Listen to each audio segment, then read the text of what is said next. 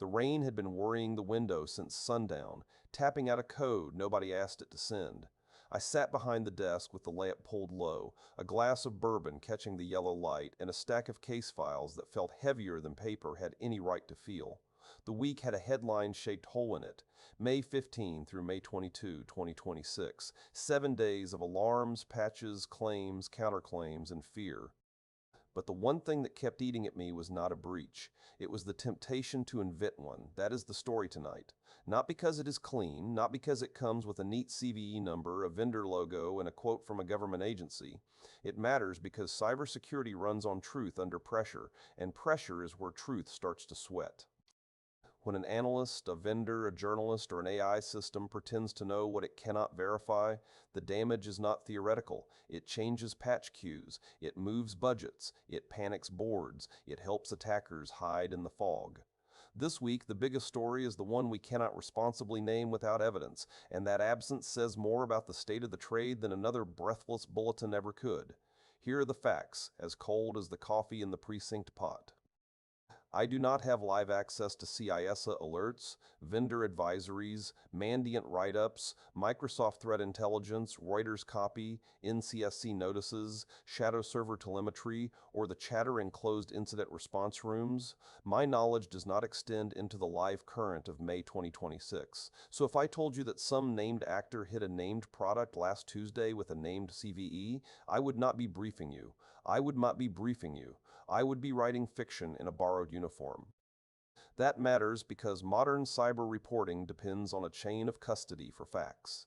A serious top story needs more than a headline. It needs dates, affected versions, exploit status, indicators of compromise, scope, victim profile, patch availability, mitigations, confidence level, and independent confirmation.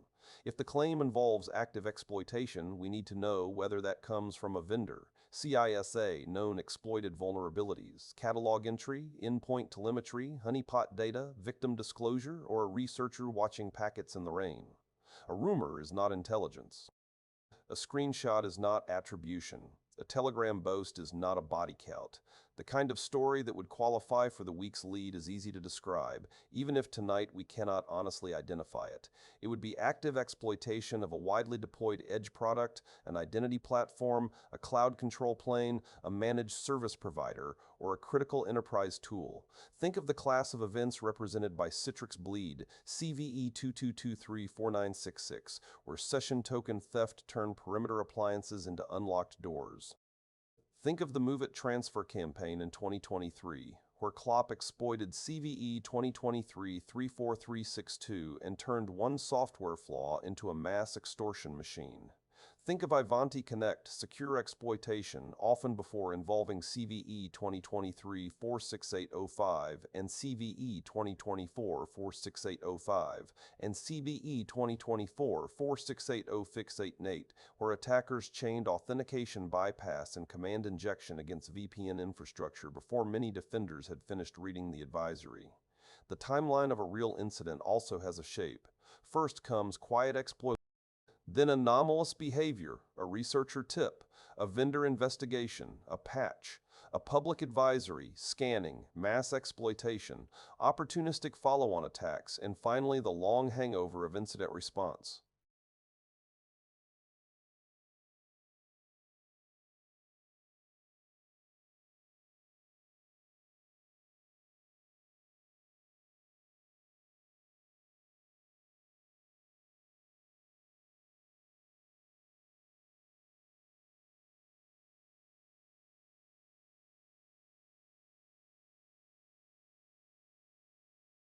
A flaw in a firewall, VPN, file transfer appliance, identity provider, hypervisor, or managed endpoint product has a different weight. Those systems sit at the joints of the enterprise. They touch credentials, remote access, data flows, and administration. Compromise, there is not one room on fire. It is the building plan in the hands of the arsonist. So why does this matter, this refusal to crown a top story without live evidence? Because the industry has built a machine that rewards speed over certainty. The first vendor with a logo for the bud wins attention. The first influencer with a thread wins reach. The first automated system with a confident paragraph wins trust it did not earn. In that market, being wrong loudly can travel farther than being right carefully. Attackers know this. They do not need defenders to be stupid. They only need them to be hurried.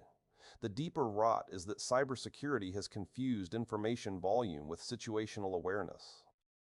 We have feeds, dashboards, enrichments, scores, alerts, and summaries, but the basic question remains stubborn. What is true, what is relevant, and what must I do before Friday? If an organization cannot answer those three questions, more data only makes the room noisier. The real skill is not collecting signals, it is assigning confidence and consequence. We have seen the cost of bad certainty before. During Log4Shell in December 2021, CVE 2021, CVE 2021 44228 deserved every alarm bell it received. It was remotely exploitable, easy to trigger, and buried inside Java applications across the world. But even there, panic produced confusion.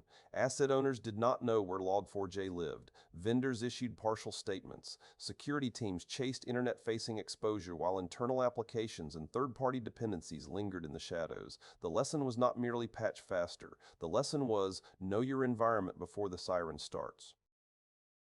Then came the supply chain cases that taught a harder lesson. SolarWinds in 2020 showed what happens when trust itself becomes the delivery mechanism. MoveIt in 2023 showed that one managed file transfer product could become a hunting ground for extortion at industrial scale. The 3CX compromise in 2023 showed a cascading software supply chain problem, where one compromised product helped compromise another. These cases were not just technical failures, they were failures of dependency visibility, vendor assurance, and governance. They proved that the blast radius of a flaw is no longer limited to the machine that runs the code. The second-order effect most people miss is decision fatigue. Every week brings a new critical patch, a new exploit claim, a new ransomware brand, a new state actor name, a new urgent memo. Boards start hearing every alert as the same alarm. Engineers start ranking emergency work by who yells the loudest. Analysts start leaning on summaries because the raw advisories are too many and the hours are too few. That is how hallucinated intelligence becomes dangerous. It slips into a tired process and gets treated like one more ticket. There is also a geopolitical angle. State-backed operators thrive in ambiguity. Russia, China, Iran, and North Korea have each used cyber operations to collect intelligence, pre-position access, steal funds, or shape political pressure. Attribution already requires care, because infrastructure is leased, malware is reused, and criminal markets blur the line between government tasking and private profit. Add unverified automated reporting to that mix, and you get a fog thick enough for every actor to deny, mimic, and maneuver. Bad reporting does not just mislead defenders, it can distort diplomacy. The economic angle is just as plain. Cybersecurity budgets are not infinite. If false or unverified claims drive emergency response, organizations burn money and credibility. If leadership gets fooled twice, the third warning may be ignored even when it is real. That is the old tragedy of the alarm bell. Ring it without cause and you train the town to sleep through fire. So what comes next? First, organizations need to treat cyber intelligence like evidence, not weather. Every urgent claim should carry a source, a confidence level, a relevance assessment, and an action. Is this confirmed exploitation or theoretical risk? Are we affected by the product, the version, the configuration, or the exposed service? Do we have compensating controls? What telemetry would prove compromise? If those questions are not answered, the report is not finished. Second, defenders should prepare for the next 6 to 12 months to bring more AI-shaped noise into vulnerability response. Some of it will help. Summarization, log triage, malware clustering, and detection engineering can all benefit from machine assistance. But the same tools will also manufacture plausible advisories, fake proof of concept code, bogus indicators, and counterfeit victim claims. The winning teams will not be the ones that automate belief. They will be the ones that automate collection while keeping judgment human, documented, and accountable. The practical steps are not glamorous, which is usually how you know they matter. Maintain an accurate asset inventory, track internet-facing systems daily, subscribe directly to vendor advisories for products you actually run. Monitor CISA, known exploited vulnerabilities, national CERT notices, and trusted research teams. Require out-of-band verification before escalating extraordinary claims. Build patch playbooks for edge devices, identity systems, and remote access tools before the next crisis. Preserve logs from VPNs, firewalls, identity providers, EDR, and cloud control planes long enough to investigate exploitation that began before disclosure. And when a report cannot name its sources or separate fact from inference, put it under the lamp until it does. The questions left unanswered tonight are the right ones. What really happened between May 15 and May 22, 2026? Which victims are still silent? Which exploit was used before the patch was ready? Which vendor is understating scope? Which criminal crew is rebranding behind a fresh leak site? Those answers belong to live evidence, not guesswork. Until they arrive, discipline is not weakness. It is the only honest weapon in the drawer. I set the bourbon down and watched the rain turn the city into static. In this business, everybody wants the first word, but the first word is often the one that gets somebody hurt. The fight was never just against malware, thieves, and spies. It was against confusion, vanity, and the warm little lie that certainty can be poured on demand. Vigilance has a cost, but so does pretending. And out here, under the desk lamp, the bill always comes due.